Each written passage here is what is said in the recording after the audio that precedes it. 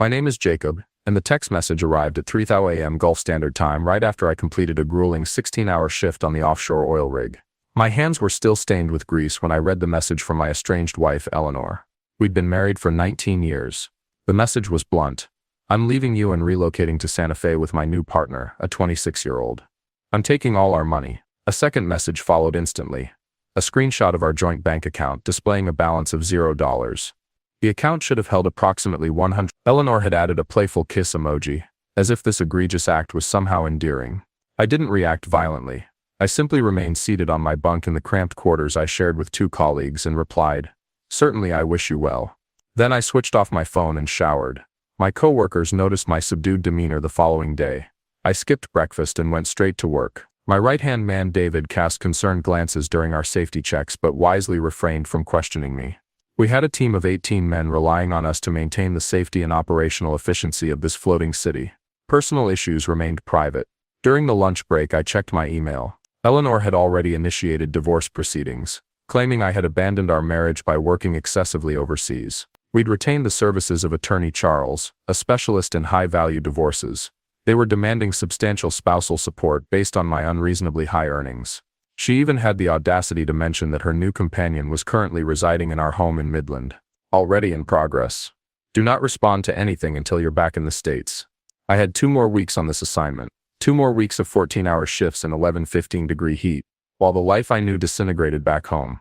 My colleagues would have understood if I'd requested emergency leave, but what would that achieve? I needed to complete my work and receive my final paycheck. As I was leaving for the night, Vincent, the rig supervisor, stopped by my quarters. "Everything all right?" he asked, his inquiry extending beyond the drilling operation. "Everything is under control," I responded, and it was. Far more so than Eleanor would ever realize. I met Eleanor 21 years ago at my friend's fishing tackle shop in Midland. She was 33 then, working the cash register, always joking about city dwellers who found bass fishing overly complicated. I was 35, already a decade into the oil industry, home between contracts, helping my friend manage inventory. We married a year later. It was a quick decision, but it felt right at the time. I had established a comfortable life, owned my house outright thanks to a fortunate investment in a small oil producer that was later acquired, and had a secure career on international rigs. She admired my stability and focus. I admired her vibrant spirit and ability to connect with anyone. The rotating work schedule was always a challenge. 2 months on, 1 month off. However, the compensation was exceptional. I could earn in 5 months what most people in our town earned in 2 years. We agreed it was a worthwhile compromise. She would manage the home front. I would build our future. Around year 13, subtle cracks began to appear. Small complaints, missed anniversaries, questioning the need for a contract in Saudi Arabia, noting how other couples always spent time together. In retrospect, I should have recognized the warning signs. By the time I turned 49, she stopped inquiring about my return home, ceased sending pictures of her activities, and our video calls became shorter. I attributed these changes to the natural evolution of a long-distance marriage, comfort replacing excitement, routine replacing spontaneity. Last Christmas, I returned home to find that she had completely redecorated our house without consulting me. New furniture, paint, everything. When I asked, she simply stated, I needed a change. I didn't press her for clarification. 2 months prior to the text, I noticed unauthorized transfers from our joint account to an unfamiliar account. Home improvements, she explained. The foundation needed repairs, she said. I drove past the house before leaving for this assignment. There was no sign of construction, but a black Porsche I'd never seen before was parked in our driveway. 4 weeks before the text, she stopped answering my calls entirely, only text messages, stating she was preoccupied with a new project. I almost came home early then. Instead, I chose to trust my wife of 19 years. 3 days before her message, our neighbor Henry sent me a photo of a moving van in front of our house. "But you should know," was his only comment. I didn't respond. I waited. Sometimes inaction is the wisest course. Sometimes, the truth reveals itself. I finished my shift the day after Eleanor's message and returned to my quarters. My satellite phone rang. It was Patrick. "Are you sitting down?" he asked. "Just tell me," I replied. He didn't mince words. She'd been planning this for at least 15 months. Regular, small transfers to a separate account under her maiden name, then larger sums in the past 3 months. A total of $230,000 transferred. not just the $175,000 from our joint account. The room seemed to spin. That was significantly more than reflected in our joint savings. There's more, Patrick continued. She'd altered the beneficiary designations on my life insurance policy 6 months prior and secured a $50,000 home equity line of credit against the house, forging my signature. I sat on the edge of my bunk, acutely aware of the low hum of the rig's generators. 19 years together, nearly 2 decades of shared life, and she had systematically erased me from it piece by piece for over a year. Who is he? I finally asked. His name is Adrian Hayes, 26, as she stated, a former fitness instructor. Insignificant employment history over the past 4 years. 3 previous relationships with women over 45, each ending within 18 months. I didn't need the pattern explained. And Jacob, Patrick's voice softened. There are credit card charges for 2 one-way tickets to Santa Fe, dated for next Wednesday. That was 2 days away. She hadn't just abandoned me. She was disappearing, attempting to vanish with everything before I could even return home. I hung up and sat in the darkness of my quarters for a long time. I didn't turn on the lights. I just sat there watching memories reassemble themselves in my mind like puzzle pieces forming a new image. The late-night calls she'd take outside, the sudden interest in fitness 3 years earlier, the complaints about money despite our comfortable savings. What stung most wasn't the betrayal itself, but the meticulous planning, the calculated, patient dismantling of our life, all while smiling at me, accepting the money I sent home, and telling me she missed me. Something within me shifted then. The pain solidified into something harder, colder. I went to my locker, retrieved my laptop, and accessed the email account only Patrick and I shared. I logged into the holding company we established 10 years ago, after witnessing a colleague lose everything in a divorce. Underwood Holdings, a combination of my grandmother's maiden name and the name of the stream flowing through our property. $8 million. I'd been diverting 75% of my income there for a decade. It was perfectly legal, declared on my taxes, but separated from our marital assets through the corporate structure Patrick had designed. Proceed with Operation Phoenix. When I went to the mess hall for coffee, I felt hungry for the first time in days. I landed in Dallas 36 hours after my rotation ended. Patrick met me at the airport, handing me a burner phone and a file of documents. "She's been calling your regular number incessantly since yesterday," he said, as we headed to his car. The bank froze the account she transferred the money to. Standard procedure for large, unusual transactions. They're requiring your personal presence for verification. She doesn't know I'm back. No one does except me and Thomas. Thomas was my lawyer. But that's not the most interesting development. He pulled out his tablet and showed me a series of text messages. They were between Eleanor and someone identified as A. I scanned them. Plans for their new life. Jokes about me working overseas while they squandered my money. Details about the house they'd already put a deposit on in Santa Fe. The bank froze the funds. Miles needs to verify in person. What do we do? He's still on the rig for 10 more days. Tell him there's a family emergency. Get him to authorize you to handle it. You're still his wife. He's not answering my calls. Try harder. We need that money before the house closes next week. Or we'll need to consider Plan B. I'm uneasy about Plan B. It's just insurance money. He works a dangerous job. Accidents happen all the time. I returned the tablet to Patrick. My hands were steady but cold. Are these admissible? I asked. They're from the cloud backup of her phone, Patrick replied. She used your Apple ID to set up her new phone last year. Never changed the password. Everything syncs to your cloud storage. We went straight to Thomas's office. He'd already prepared divorce papers, a criminal complaint for the forgery on the home equity loan, and an emergency motion to freeze all assets. There's a complication, Thomas said once we were seated. She filed a domestic violence claim against you yesterday. Claims she left because of ongoing emotional abuse and financial control. Claims she feared for her safety. That's absurd, I said. I've been 6,000 miles away for the past 8 weeks. It doesn't matter, Thomas said. It's a tactic to garner sympathy from the judge and justify taking the money. Her lawyer is pushing for an emergency hearing tomorrow to obtain a restraining order against you and exclusive use of the house. So she wants to bar me from my own property while her boyfriend resides there. Thomas nodded. And there's more. The home equity loan. She's already spent it, transferred it to an LLC registered to Adrian Hayes 3 days after receiving it. I took a deep breath. Options. We file a countersuit immediately, Thomas said. Fraud. Forgery. Alienation of affection. Criminal conspiracy based on those text messages. We request an emergency freeze on all her accounts in the LLC. And he slid a document across the desk. We file this. I looked down at the paper. Motion to dismiss domestic violence claim with evidence of perjury. What evidence? I asked. Thomas smiled faintly. Your location data from your company's security badge shows you've been on that oil platform for 8 continuous weeks.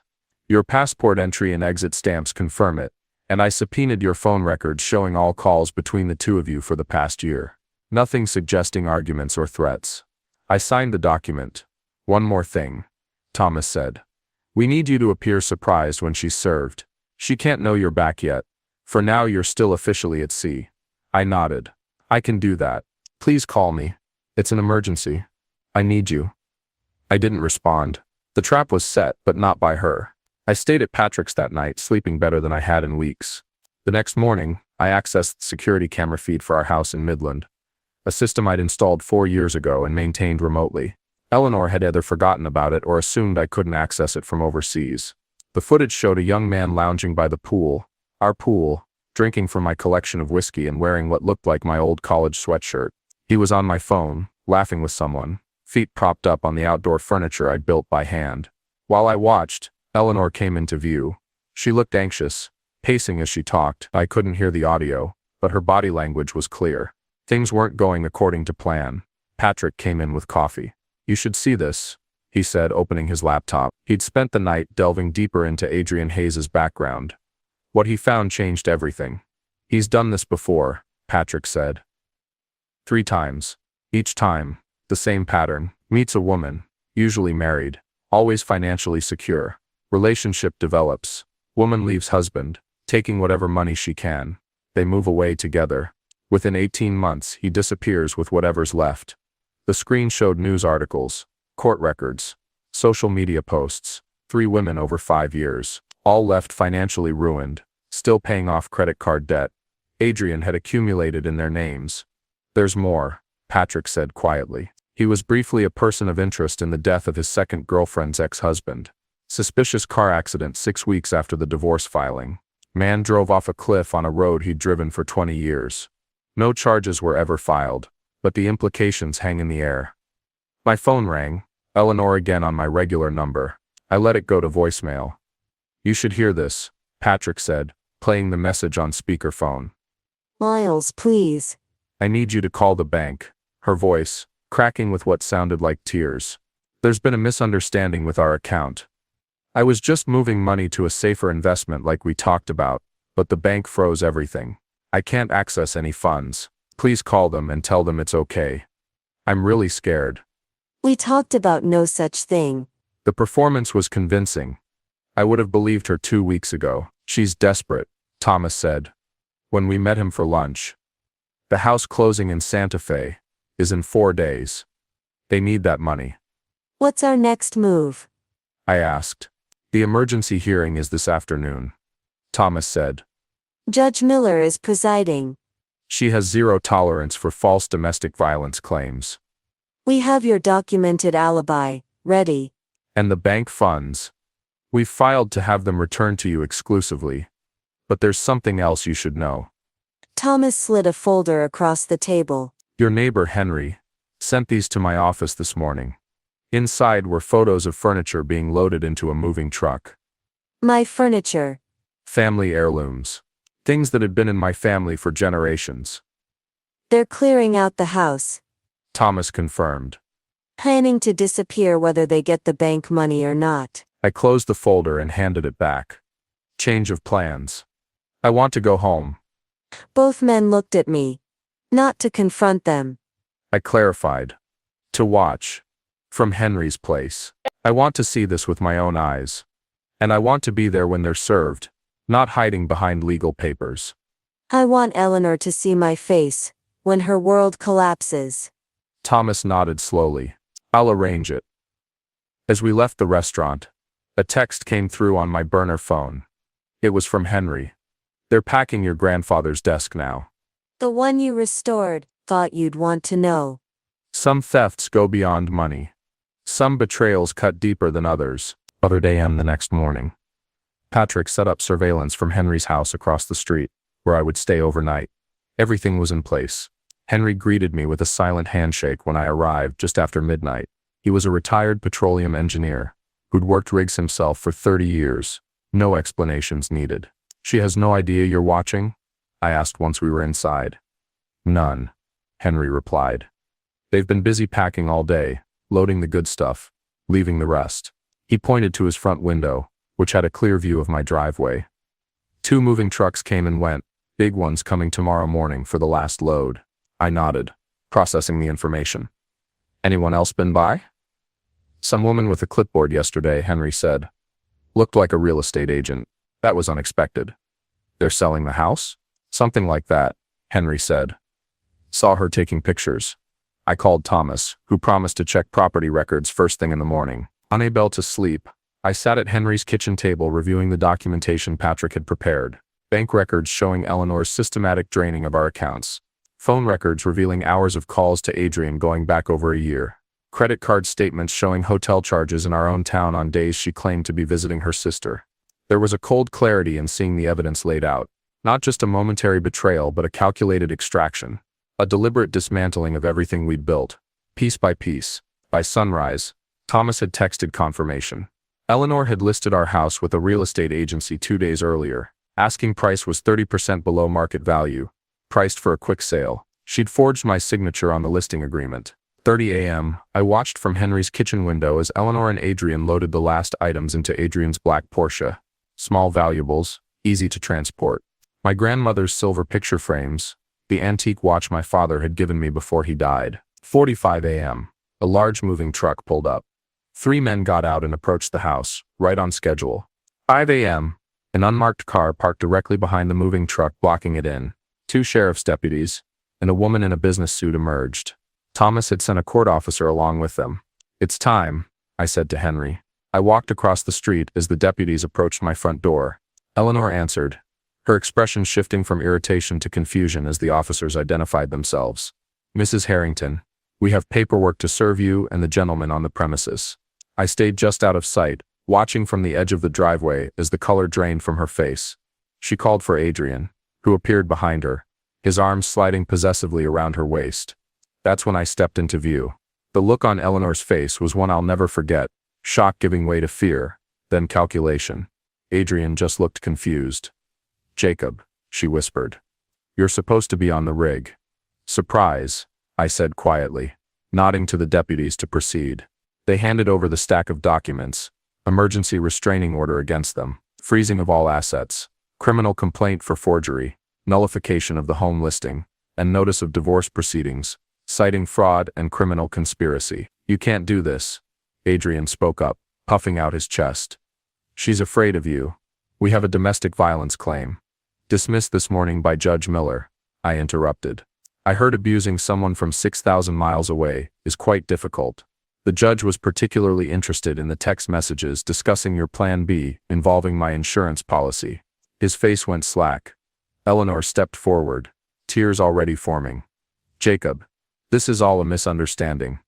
I was just saving our documents," I finished for her, gesturing to the moving truck, "protecting our assets by emptying our house, planning our future by selling our home without telling me." She had no answer for that. "You have 30 minutes to remove personal items only," the court officer stated. "Clothing and toiletries. Everything else stays pending court inventory." As they went inside under supervision, I turned to walk away. "Where are you going?" Eleanor called after me. I didn't look back. Home. The hearing took place 4 weeks later. I sat at one table with Thomas, Eleanor and her lawyer at another. Adrian was conspicuously absent. He'd disappeared 2 days after being served, taking Eleanor's remaining cash and jewelry with him. A familiar pattern, just as Patrick had discovered. The judge reviewed the evidence methodically. Bank records, forged documents, text messages, location data. When she reached the messages discussing Plan B and insurance money, she stopped reading and looked directly at Eleanor. "Mrs. L. "Harrington, are you aware of the penalties for conspiracy to commit insurance fraud or worse?" Eleanor's lawyer whispered urgently in her ear. It wasn't like that, Your Honor," Eleanor stammered. Adrian was just joking. I never would have. Save it for the criminal proceedings. The judge interrupted. This court's jurisdiction is the division of assets and dissolution of marriage. She continued reading through the documents, occasionally shaking her head. When she finished, she set the papers down and removed her glasses. In my 30 years on the bench, I've rarely seen such a clear case of premeditated financial deception in a marriage. She looked at Eleanor. You systematically drained joint accounts while forging documents and planning to flee the state with marital assets. Turning to me, her expression softened slightly.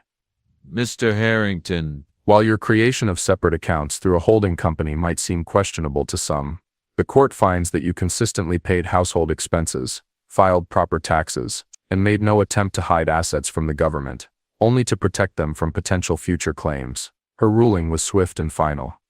All assets transferred by Eleanor would be returned to me. The house remained solely my property. Eleanor's claims for spousal support were denied, and most satisfyingly she referred the forgery and conspiracy evidence to the district attorney's office for potential criminal charges. As we left the courtroom, Eleanor tried to approach me. I just kept walking. Some victories need no words. 7 months later, I stood on the porch of my cabin in the mountains outside Bozeman, Montana. The property had been part of Underwood Holdings all along. 60 acres of pine forest and meadow I'd bought 6 years earlier as a retirement plan. Eleanor never knew it existed. The forgery charges against her had been reduced in a plea bargain. No jail time, but 5 years probation and restitution payments she'd likely never complete. Last I heard, she was living with her sister in Oklahoma City, working retail. Adrian had moved on to a divorced physician in Phoenix, his pattern continuing unbroken. I'd taken early retirement from the oil company. 27 years was enough. Between my investments, savings, and the small natural gas royalties from a property in Wyoming, I had more than enough to live comfortably for the rest of my life. Henry called occasionally with updates from Midland. I'd sold the house there. Too many memories. None of them good anymore. He'd helped clear out the last of my things, shipping the family heirlooms to Montana, and donating the rest. The afternoon mail brought an envelope from Patrick. Final paperwork showing the dissolution of Underwood Holdings. Its purpose was complete. Assets transferred, taxes paid, a chapter closed. As the sun set behind the mountains, I poured a glass of bourbon and sat on the porch swing I'd built that summer. For the first time in years, no one was expecting anything from me. No crew waiting for instructions. No wife pretending to miss me. Just quiet, and the sound of wind in the pines. My phone rang. A new project manager at a Canadian oil company offering a consulting position. Good money, minimal travel, just sharing expertise I'd accumulated over decades. I'll think about it, I told him, and I would. But not tonight. Tonight was just for me. For the peace I'd earned. For the life I was finally living on my own terms.